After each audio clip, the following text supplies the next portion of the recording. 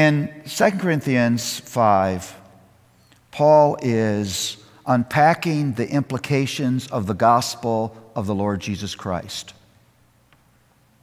And he turns to the members of the Corinthian church. Now, remember what I just said. The members of the Corinthian church, these are believers. And he says, don't ever stop. I'm not going to ever stop making this appeal. Be reconciled to God. Be reconciled to God. Now think about this, you theologians, for a moment.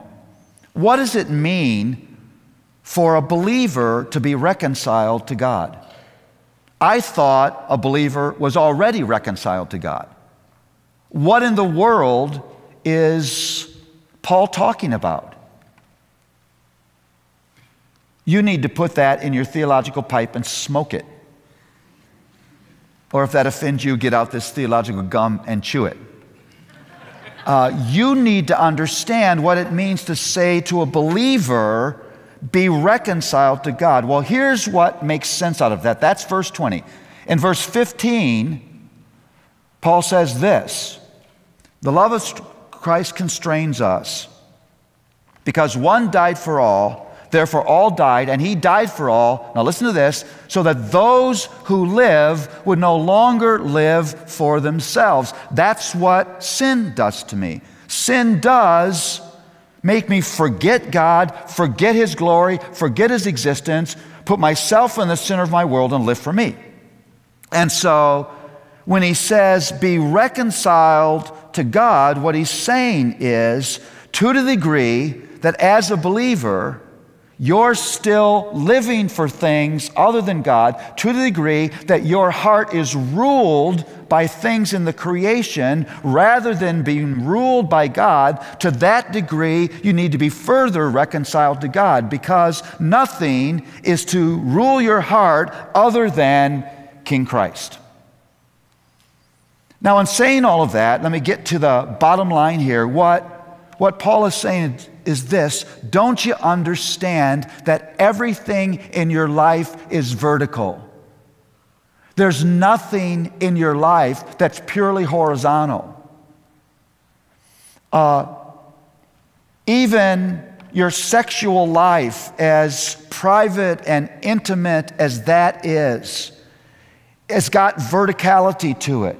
Your every use of every dollar has verticality to it.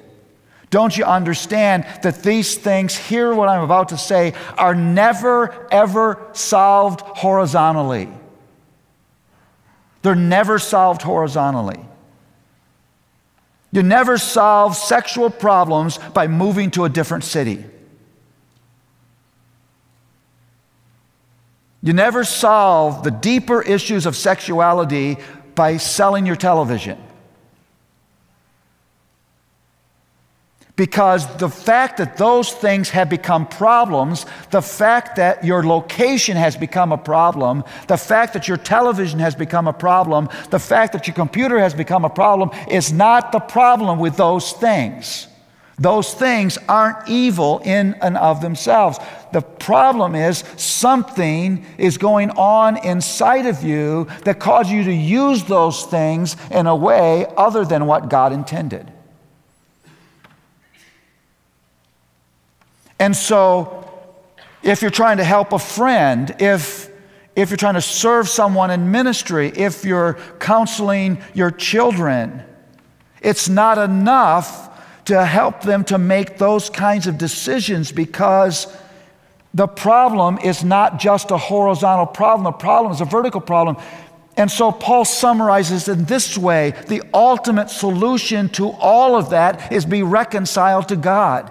It's only when God is in His rightful place in all of those areas of my life that my body will be in its right place according to God's plan.